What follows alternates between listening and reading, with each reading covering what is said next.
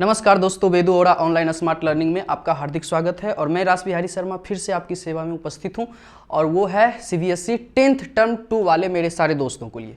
मेरे सारे प्यारे दोस्त, मैं आप सबको बता दूं कि मैं अभी जो आपको बता रहा हूं क्वाड्रेटिक इक्वेशन जो 10th टर्म 2 का सिलेबस है ना, और उसके अंदर मैं क्या कर रहा हूँ, आपके PYQ को डिस्कस कर रहा हूँ। अभी तक आपने दोस्त मेरे 2 वीडियोज़ को देखे हैं, है ना, कि मैंने PYQ के अंदर 2 वीडियोज़ मैंने बना रखी है। ये मेरी 3rd वीडियोज़ है ना। आप सारे वीडियोज़ के सारे क्वेश्चन में PYQ के जितने भी सारे क्वेश्चन हैं मैं आपको आपके सामने उसको लाया हूँ, और जो भी बेस्ट क्वेश्चन है ना। तो चलो आज फिर से इस क्वेश्चन के सीरीज को आगे करते हैं, है ना। और आज में भी हो सकता है ये PYQ का लास्ट वीडियो। ओके दोस्त, मेरे साथ बने रहो और सीखते रहो चीज़ों को, है ना। देखो, the total cost of a certain length of a piece of cloth is Rs 200 if the piece was 5 meter longer and each meter of cloth costs Rs 2 less. The cost of the piece would have remained unchanged. How long is the piece and what is its original rate per meter? Rate का मतलब क्या होता है? Rate, देखो मैं एक बात बताता हूँ। अगर एक बात मैं बताऊँ तुम्हें, मैथमेटिकल टर्म है, आप जरा चीज़ों को समझो। तो एक वर्ड होता है रेट, है ना, और एक वर्ड होता है कोस्ट, या जिसको आप एक दूसरी जो नाम देते हो ना उसको कहते हैं प्राइस, है ना। ये दोनों वर्ड मैथमेटिक्स के अंदर यूज होती है ना। तो जब ये मैथमेटिक्स के अंदर दोनों वर्ड यूज होती है तो मैं आपको एक बात बताता हूँ, रेट एंड इसमें, इस दोनों में क्या डिफरेंस है, इस दोनों में क्या डिफरेंस है। डिफरेंस ये, मैं आपसे एक क्वेश्चन पूछता हूँ। अगर किसी ने मार्केट से शुगर खरीदा, मार्केट से क्या खरीदा, शुगर। अब एक बात समझो, शुगर अभी जो उसने खरीदा है, अभी मार्केट के अंदर शुगर का रेट है 10 रुपीज़। शुगर का रेट क्या है, मान लिए, ऐसे है नहीं, मार्केट के अंदर शुगर का रेट सपोज हमने मान लिया कि 10 रुपीज़ है ना। तो 10 रुपीज़ हमने कहा कि भाई शुगर का रेट है 10 रुपीज़ पर केजी। अगर रेट की बात करते हैं तो रेट जो होता है हमेशा यूनिट पे बताता है कॉस्ट, कि अगर कोई भी चीज़ है, अगर शुगर है तो शुगर की 1 kg जो क्वांटिटी है उस पे शुगर का क्या रेट है, 1 kg शुगर हमें कितने में मिलेगा, उसी को हम क्या कहते हैं, रेट। अगर क्लॉथ की बात हो रही है तो वहां पर रेट क्या बताएगा, मीटर, पर मीटर या पर सेंटीमीटर, है ना, कि 1 मीटर अगर क्लॉथ है तो उसकी क्या कीमत होगी, 1 सेंटीमीटर अगर क्लॉथ है तो उसकी क्या कीमत होगी। समझ रहे हो बातों को। अगर मैं कोस्ट पर प्राइस की बात करता हूं, या कोस्ट या प्राइस जिसको कह सकते हैं दोस्त, एक बात मैं बताऊं तुमको, अगर जनरली एक लैंग्वेज में बात करूं तो रेट जो है ना, रेट हमेशा एक फिक्स्ड क्वांटिटी है जो ऑलवेज फिक्स्ड होता है ना। मार्केट जो फिक्स्ड कर दिया वो फिक्स्ड है। अगर आप शुगर की क्वांटिटी बढ़ाओगे तो रेट की क्वांटिटी नहीं बढ़ेगी, है ना, रेट की वैल्यू कभी भी नहीं बढ़ेगी। अगर किसी ने कहा कि सर अगर ये शुगर है तो शुगर का अमाउंट अगर हमने इंक्रीज कर दिया, शुगर के अमाउंट को हमने क्या कर दिया, इंक्रीज, तो क्या रेट भी इंक्रीज हो जाएगा? नहीं दोस्त, शुगर का अमाउंट चाहे तुम कितना भी इंक्रीज कर लो, रेट हमेशा क्या रहेगा, फिक्स्ड रहेगा, है ना। अगर आपने शुगर 1 kg भी खरीदोगे तो आपको 10 रुपीज़ के हिसाब से ही आपको देना पड़ेगा, कि 1 kg का 10 रुपीज़।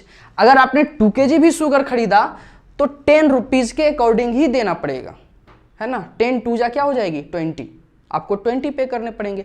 तो रेट क्या है, रेट तो अभी भी फिक्स है। आपने 2 kg शुगर खरीदा तो आपको कितना देना पड़ रहा है, 20, तो 1 kg 10 रुपीज़। तो रेट हमेशा फिक्स्ड क्वांटिटी होता है। कॉस्ट जो होती है वो फिक्स्ड नहीं होती है। अगर आपने शुगर के अमाउंट को इंक्रीज कर दिया तो आपका कॉस्ट भी क्या हो जाएगा, इंक्रीज हो जाएगा। अगर आपने 1 kg शुगर खरीदा तो आपको 10 रुपीज़ पे करने पड़े। जैसे ही इसके अमाउंट अगर आपने 2 करा तो इधर भी अमाउंट इंक्रीज हो जाएगी। आपने 3 करा तो यहाँ पे 30 हो जाएगी। तो अमाउंट क्या हो रही है, इंक्रीज हो रही है। तो कॉस्ट क्या होता है, वो क्वांटिटी पे डिपेंड करता है। रेट क्या होता है, क्वांटिटी पे डिपेंड नहीं करता है। यही सीखना है ना। अब देखो भाई, ये बात हमने मैथमेटिकल तुमको समझाया, क्योंकि इसने कहा है कि आपको क्लॉथ का ओरिजिनल रेट क्या होगा वही आपको पता करना है। ओरिजिनल रेट पर मीटर। देखो उसने 1 मीटर क्लॉथ का आपसे प्राइस पूछा है, देखो भाई, पहले तो आप क्या करोगे, सपोज आपने कहा कि सर अगर उसने let the total length of cloth, अगर आपने जो क्लॉथ खरीदा उसकी टोटल लेंथ कितनी है दोस्त, x मीटर। समझ रहे हो कितनी है, x मीटर। हमने ऐसा एज्यूम कर लिया, ठीक है। अब हम क्या कहेंगे, अब इसके अकॉर्डिंग चलते हैं। उसने कहा कि इस x मीटर के लिए उसने कितने रुपीस पे किए हैं, 200 रुपीज उसने पे किए। आई मीन x मीटर उसने जो क्लॉथ लिया है तो उसको कितने पे करने पड़े हैं दोस्त, उसको पे करने पड़े हैं 200। तो बताओ 1 मीटर अगर उसने लिया होता तो उसको कितने रुपीज पे करने पड़ते, तो उसको पे करने पड़ते 200/x, इतनी रुपीज उसे पे करनी पड़ती। ये बात आप समझ गए, यही है 200/x पर मीटर, ये रेट हो गया। 1 मीटर क्लॉथ के लिए उसको 200/x रुपीज पे करना पड़ता, ठीक है। अब आपसे अकॉर्डिंग टू द क्वेश्चन क्या है, उसने कहा है, देखो अब क्वेश्चन को समझो भाई, कह रहा है कि अगर क्लॉथ 5 मीटर लॉन्गर होता, क्लॉथ आपका कितना है x, तो वो हो जाता है x + 5, ठीक है। ये बात आपकी क्लियर है। तब उसने कहा है एंड क्लॉथ का कॉस्ट इच मीटर, अब रेट को कह रहा है, क्लॉथ के रेट को 2 रुपीज से लेस कर देते, तो क्लॉथ का रेट क्या है 200/x, इसको लेस कर दो भाई, 2 से लेस करेंगे तो 200/x और माइनस कितना हो जाएगा 2। तो ये कह रहा है कि the cost of piece would have remain unchange. तब ये कह रहा है कि पहले भी उसको कितने रुपीज लगे थे, 200 रुपीज कॉस्ट लगा था। अगर ऐसा भी करता है तो उसको टोटल कितना पे करना पड़ता है 200। अभी भी उसका रेट कितना है 200 है। बन गई हमारी इक्वेशन, समझ रहे हो आप बात को। ऐसा मैंने क्यों किया, ये है टोटल लेंथ है क्लॉथ का, और ये क्या है, ये 1 मीटर का कॉस्ट है, ये पर मीटर कॉस्ट। अब ये है, ये पर मीटर कॉस्ट कहेंगे अगर प्रेजेंट टाइम में, कि प्रेजेंट में पर मीटर कॉस्ट क्या है क्लॉथ का, तो 200/x - 2, ओके। और ये क्या है x + 5। आपको सोल्व करना है, 2 आप कॉमन ले लो, इधर से कैंसिल आउट करोगे 100 हो जाएगी, इधर से 2 निकल गई, x + 5 100/x - 1। आप सॉल्यूशन करेंगे, सिंपल सी बात है। अगर आप नहीं कर सकते तो मैं कर देता हूं। देखो भाई, यहां से क्या जाएगा, x + 5 तो हो ही जाएगी, आपने 2 को कॉमन ले लिया तो ये क्या हो जाएगी 100/x और माइनस कितनी हो जाएगी 1 इक्वल टू कितनी हो जाएगी 100। ये बात आपको क्लियर है, मैंने 2 से कैंसिल आउट कर दिया, ठीक है। अब मैं कर सकता हूं सॉल्यूशन, इसको क्या लिख सकता हूं x + 5, इसको क्या लिख सकता हूं 100 - x, और इसको क्या लिख सकता हूं 100x, ठीक है। सॉल्यूशन करने आती है, ये क्या हो जाएगी 100x हो जाएगी, ये कितनी हो जाएगी 500 हो जाएगी, ये कितनी हो जाएगी भाई, ये 100x हो जाएगी, और ये 500, ये क्या हो जाएगी -x², एंड ये कितनी हो जाएगी -5x इक्वल टू कितनी हो जाएगी 100x हो जाएगी। सपोज अब आपको चीज़ें दिख रही है, बिल्कुल दिख रही होंगी। देखो भाई, यहाँ पर क्या आ रही है 100x है, 500 है, 100x इधर भी है। आप चीज़ों को कैंसिल आउट कर सकते हो, कर सकते हैं ना, तो फटाफट कर लो, है ना। टोटल लेंथ आपका ये रहा, अब कपड़े का लेंथ ये हो गया आपका, 2 रुपीज से लेस किया उसने तो 200/x पर मीटर का है, 2 रुपीज से लेस किया तो -2, है ना। देख लो -2, 1 मीटर का उसने, तो टोटल कितना है x + 5 है, तो x + 5 तो 200, इसको मल्टीप्लाई करेंगे तो अभी भी कितना आ रहा है 200 आ रहा है, और इसी रेट पे आप, इसी पे आप क्वेश्चन को कर देंगे, है ना। तो ये आप सोल्व करते रहो भाई बैठ के, है ना, कर सकते हैं ना। ये क्या हो रही है देख लो, 100 से इधर चली जाएगी, हमारे पास क्या आ रहा है x² + 5x और माइनस क्या आ रही है 500 इक्वल टू क्या हो रही है 0। ये कितनी की बना रही है 25 और 20 की बना रही है ना। तो हम कह सकते हैं ना कि x की 2 वैल्यू दे सकता है ये, एक -25 एंड एक क्या दे सकता है 20 दे सकता है ये, दो चीज़ें हो रही है, क्योंकि 5 प्लस में और माइनस में 500 है, तो एक माइनस एक प्लस में, लेकिन 5 प्लस में तो जो बड़ा वाला क्वांटिटी है वो प्लस में रहेगा अंदर, है ना। तो x की वैल्यू -25 जो होगी, क्या वो आंसर हो सकती है? नहीं हो सकती है, क्योंकि कपड़े का लेंथ कभी माइनस में नहीं होता है। तो कपड़े की लेंथ हमेशा क्या चीज़ में होगी? प्लस में होगी। तो हमारे पास फाइनल आंसर क्या है? हम कह सकते हैं उसने कितना कपड़ा खरीदा होगा? तो 20 मीटर सर, है ना। उसके पास टोटल लेंथ ऑफ क्लॉथ्स कितनी होगी? लेंथ की जो सर्टेन लेंथ है वो कितनी रही होगी? 20 मीटर, है ना। रेट उसने पूछा है, अरे भाई 20 मीटर के लिए उसने कितना पे किया? 200। तो रेट क्या हो जाएगा? 200/20। 1 मीटर की लेंथ आपको मिल जाएगी कितना?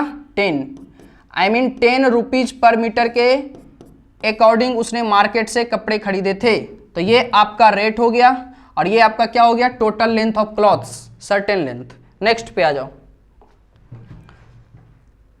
नेक्स्ट है Anil takes 6 days less than the time taken by Varun to finish a piece of work. ठीक है, इफ बोथ दोनों साथ मिलकर काम खत्म करता है 4 दिन में, है ना। Find the time taken by Varun to finish the work independently. आपको कह रहा है कि आप बताइए कि वरुण अगर अकेले काम किया होता तब कितना दिन लगता उसको। ये तो टाइम एंड ये वाली क्वेश्चन हो गई ना, फटाफट कर लो फिर इसको। देखो भाई, अगर हम आपसे एक बात पूछें, अगर तुम गलत ना समझो तो, ठीक है, दोनों मिलकर काम कितने दिन में खत्म कर रहे हैं? 4 days में, सिंपल। तब हम कह सकते हैं वरुण को V से, है ना, वरुण को हमने V से लिखा एंड अनिल को हमने A से लिखा। तो हमने कहा कि सर उस दोनों ने मिलकर 4 days में कितना वर्क किया भाई? तो हम कहेंगे सर 4 days में उसने 1 वर्क किया है। तो हम कहेंगे कि सर उस दोनों ने मिलकर वरुण प्लस क्या है, वरुण प्लस अनिल है, तो ये दोनों ने मिलकर 1 day में कितना वर्क किया होगा? तो हम कहेंगे कि सर 1 day में ये 1/4 वर्क किया होगा, है ना। ये 1/4 पार्ट उसने वर्क किया होगा। ये बात तो आपकी क्लियर है? ठीक है भाई, हमने ऐसा कह दिया। अब मैं आपसे एक बात कहता हूं, अब मैं कहता हूं कि उसने कहा कि find the time taken by Varun to finish the work independently. आपसे कह रहा है कि अगर वरुण अकेले उस काम को किया होता तो कितने दिन में खत्म किया होता। ठीक है, ऐसा क्यों नहीं कहते कि 6 days जो है वो less than the time taken by Varun to finish a piece of work. इस लाइन को आप समझो, अनिल जो है 6 days कम टाइम लेता है, ये बात तो आपको क्लियर है। तो पहले आप एक काम करो कि वरुण जो है सपोज वो काम को खत्म करता है x days में, x days में 1 वर्क को वो क्या कर रहा है? खत्म कर रहा है। ठीक है, तो आप एक बात बताओ कि वरुण जो है 1 day में कितने वर्क को करेगा? 1 day में तो ये 1/x इतना पार्ट वर्क को कर लेगा।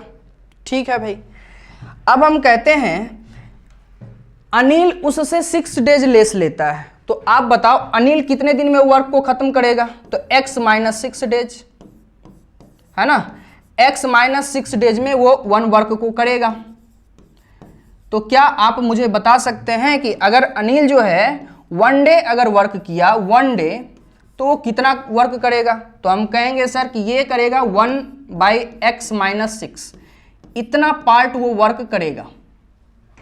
ठीक है, अब तुम एक बात समझो, ये आपका फर्स्ट है और ये आपका क्या है? सेकेंड है। 1 day में ये अनिल करता है 1/x - 6 और वरुण करता है 1/x, और दोनों को मिलाते हैं तो 1 day में कितना करता है? 1/4।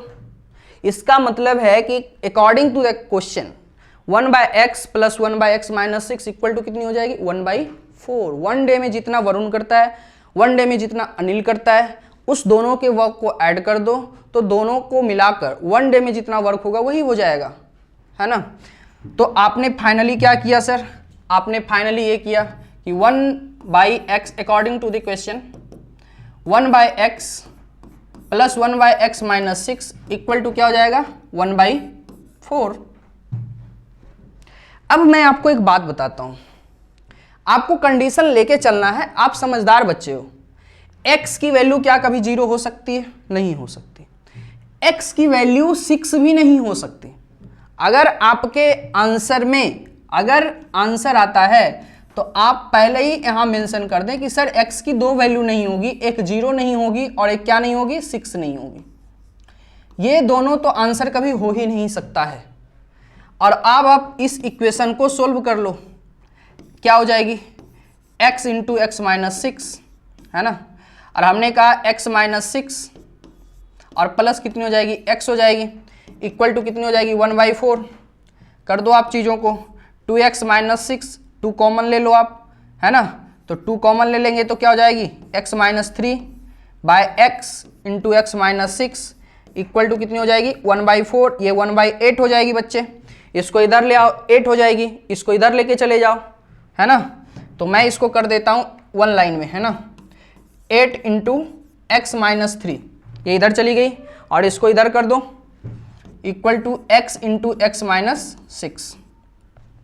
ठीक है, सारे को इधर ले आओ, ये क्या हो जाएगी, 8x minus 24 equal to x square minus 6x। इस सारे को उधर लेके चले जाओ, माइनस 6x माइनस 8x कितनी हो जाएगी, माइनस 14 प्लस 24, है ना, प्लस 24, तो एक्स स्क्वायर माइनस 14x अब प्लस कितनी हो जाएगी, 24 इक्वल टू कितनी हो जाएगी, 0। x की दो वैल्यू आएगी, एक 2 आएगी एंड एक 12 आएगी। समझ रहे हो चीज़ों को, क्योंकि बच्चे -2 and -12, x minus 2 into x minus 12 होगी। अब मैं आपको एक बात बताता हूं, अगर हमने कहा कि वरुण किसी भी वर्क को x डेज में खत्म करता है, तो हमने कहा कि वरुण अगर उस वर्क को 2 डेज में खत्म कर रहा है तो अनिल उसे कितने दिन में खत्म करेगा, तो 2 minus 6 minus 4 days. Minus 4 days कभी हो सकता है क्या, नहीं हो सकती, इसलिए वरुण का तो ये आंसर होगा ही नहीं, है ना। वरुण जब भी काम को खत्म करेगा तो 6 से ज्यादा दिनों में, है ना, 6 से ज्यादा टाइम लेगा वो, 6 डेज से ज्यादा टाइम लेगा वरुण।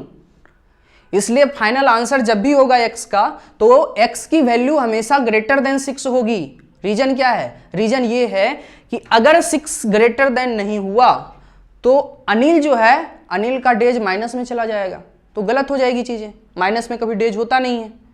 तो फाइनल आंसर हमेशा 6 डेज से ग्रेटर होगी, है ना, x की वैल्यू ग्रेटर देन 6 होगी ऑलवेज। तो हमारा फाइनल आंसर क्या होगा, 12, है ना।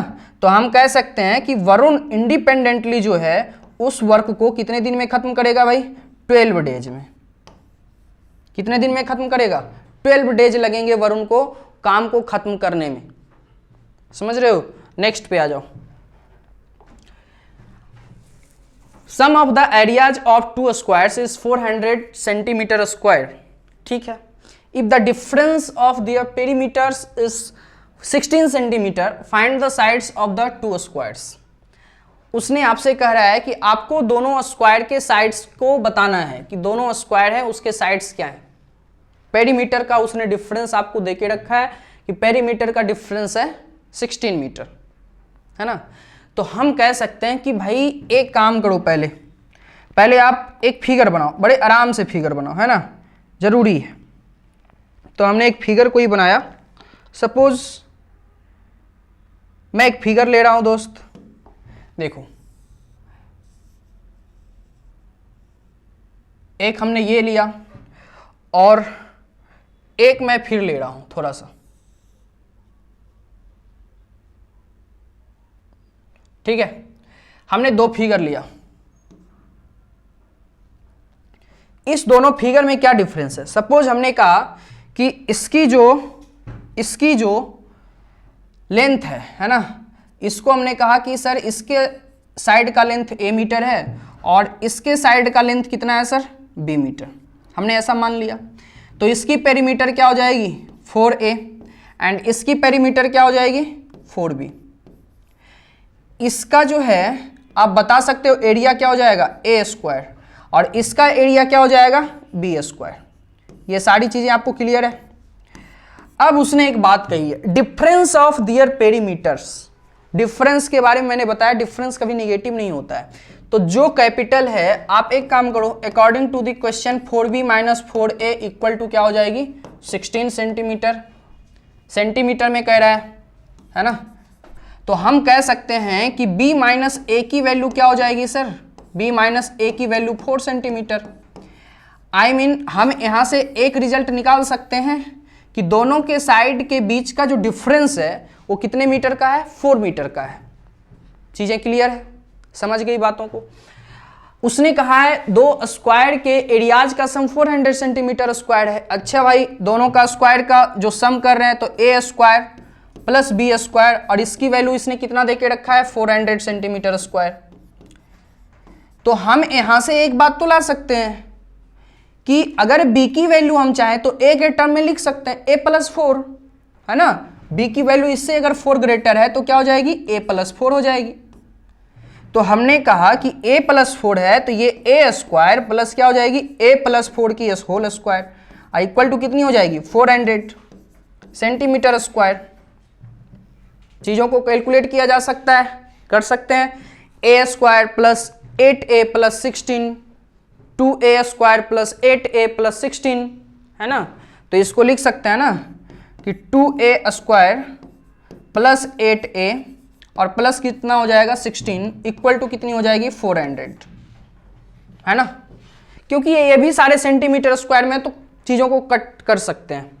अब 2 से कट हो गई तो क्या हो गया, a स्क्वायर प्लस 4a और प्लस 8 इक्वल टू कितनी हो जाएगी 200। आप ऐसे भी लिख सकते हो कि ये हो जाएगा a स्क्वायर और प्लस कितनी हो जाएगी दोस्त 4a हो जाएगी, प्लस कितनी हो जाएगी 8 इक्वल टू कितना हो जाएगा 200, है ना। इसको आप इधर ले आओ, इधर लाने से क्या होता है, a square plus 4a plus 8 minus 200 तो क्या हो जाएगी माइनस 192 इक्वल टू कितनी हो जाएगी 0। सही है ना। अच्छा एक बात बताओ, 16 एंड 12 को मल्टीप्लाई करते हैं तो 192, ये प्लस में है, 16 माइनस में होगी, है ना। और 12 क्या चीज में होगा, प्लस में होगा, a प्लस 16। तो हम कह सकते हैं कि सर a की वैल्यू माइनस 16 हो जाएगी एंड एक 12 हो जाएगी। अब मैं यहां से सीख सकता हूं स्क्वायर की साइड का लेंथ कभी निगेटिव हो नहीं सकता, तो ये नहीं होगा, हमेशा क्या होगा, ये वाली होगी। तो हमारे पास स्क्वायर का साइड का जो लेंथ है वो कितना हो गया 12, और दूसरी का बताओ तो 16, लेकिन वो क्या चीज़ में हो जाएगा, प्लस में।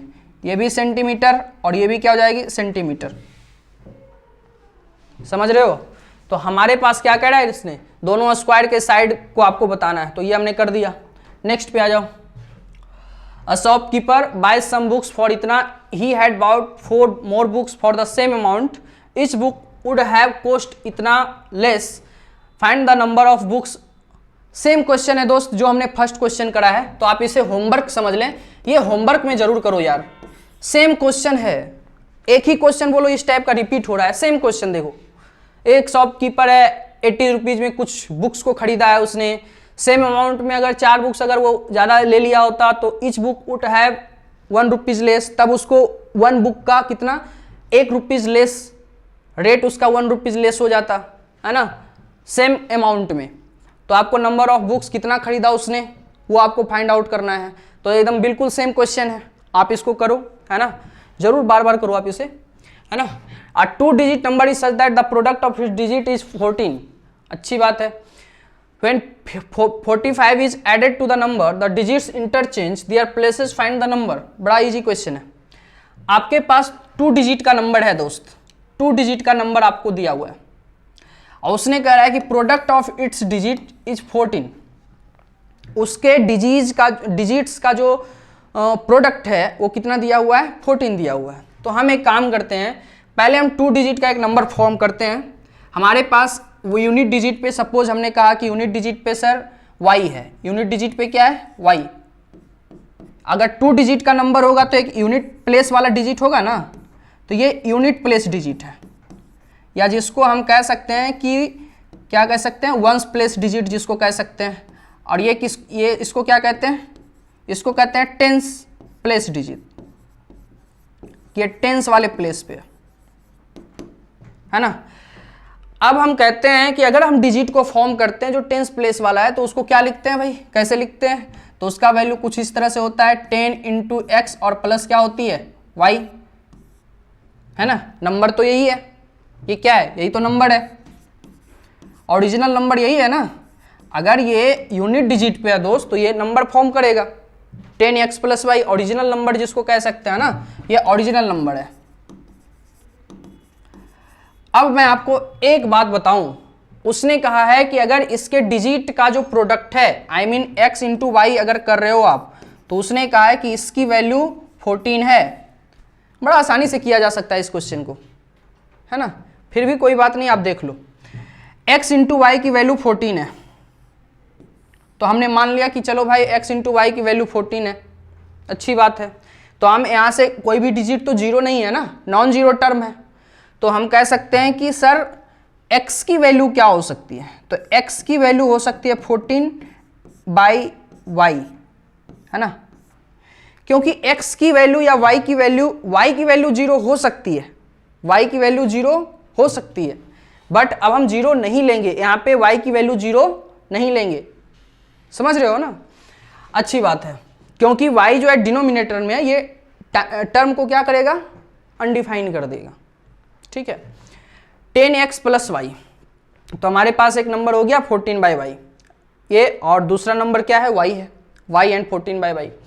उसने कहा है कि अगर 45 ऐड करते हैं नंबर को तो the digits interchange their places, तो यूनिट प्लेस वाला टेंस प्लेस पे, और इसमें अगर हम 45 को सिर्फ ऐड कर दें, 45 को अगर उसने कहा कि ऐड कर दें, I mean 10x plus Y, और इसमें अगर उसने 45 को ऐड कर दिया, तब उसके पास जो नंबर अब आ रहा है वो आ रहा है 10y प्लस एक्स। अब ये नंबर आ गया उसके पास। अब कुछ नहीं करना है दोस्त, करना क्या है कि x को बस रिप्लेस कर दो। किससे रिप्लेस करना है, 14 बाई वाई से। क्वेश्चन तुम्हारा अकॉर्डिंग टू द क्वेश्चन आपके पास यही क्वेश्चन है कि 10x, x के जगह मैं क्या लिखूं, 14 बाई वाई, इसको क्या लिखता हूं दोस्त, y, इसको क्या लिखता हूं 45, और इक्वल टू कितनी हो जाएगी 10y, y की वैल्यू आपको वैसे ही रहने देनी है, और x की वैल्यू तो आप जान ही रहे हो 14y क्या है, y है। अब आप इसको सोल्व कर लो और अपना आंसर फाइंड आउट कर लो, देख लो क्या होती है। 10y को अगर y में उधर ले जाऊंगा तो क्या हो जाएगी, 9y हो जाएगी। इसको इधर लाएंगे तो क्या हो जाएगी, 9 इंटू 14y हो जाए, 14 बाई वाई हो जाएगी, है ना, सिंपल सी बात है। अब हम एक तरफ करके चीज़ों को और फटाफट निपटा लेते हैं। देखो यार, उसको अगर इधर देखो, इन चीज़ों को अगर देखो तो इसको इस साइड ले आओ और इसको उस साइड ले जाओ, है ना, या उसको चाहो तो इधर ले आओ, जो तुमको मन करे, है ना। तो अगर हम ऐसे लिखें कि 9 इंटू 14 बाई वाई, है ना, और माइनस क्या लिख सकता हूँ 9y, है ना। और एक चीज़ और मैं दिखाता हूँ आपको,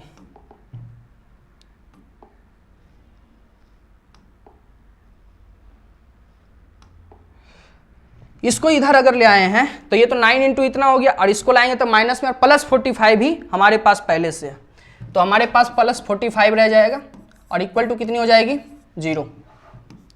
हमने क्या किया, हमने कहा कि अब इसको कैलकुलेट कर सकते हैं, तो हमारे पास हो गई 14 बाई वाई माइनस वाई और प्लस 5, और इक्वल टू कितनी हो गई 0।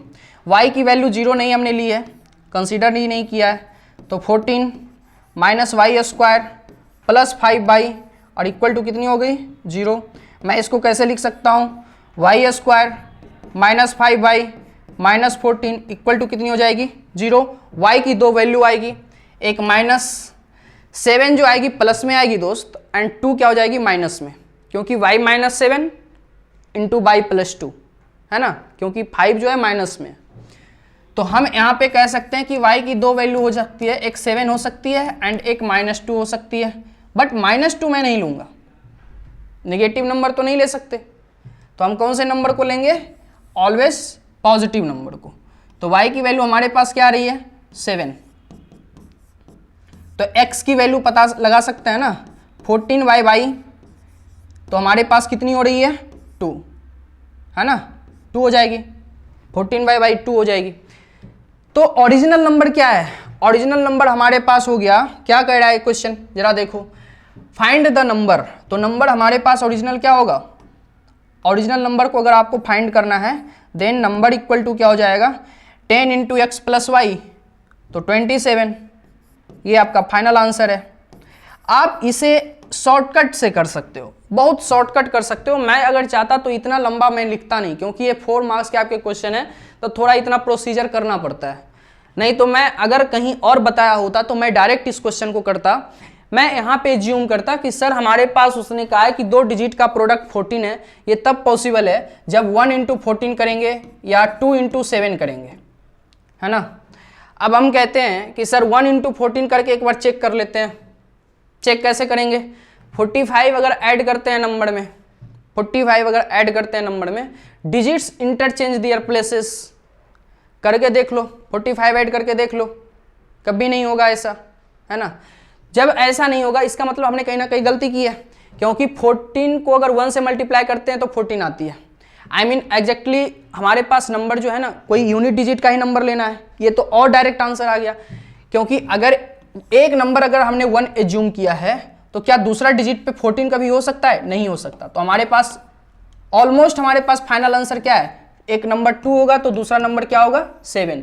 लेकिन अब हमें यह पता लगाना है कि यूनिट प्लेस का कौन है ना, यूनिट प्लेस का कौन है, टेंस प्लेस का कौन है। तो एक काम करें, बड़ा इजी से है, एक नंबर 27 फॉर्म करेगा और एक नंबर 72 फॉर्म करेगा। किसमें 45 ऐड करेंगे तो एक नंबर आएगा, तो 27 में 45 को ऐड करेंगे तो 72 आएगा और नंबर का प्लेस क्या हो जाएगा? इंटरचेंज हो जाएगा। तो हम डायरेक्ट आंसर करते हैं कि ओरिजिनल नंबर 27 है।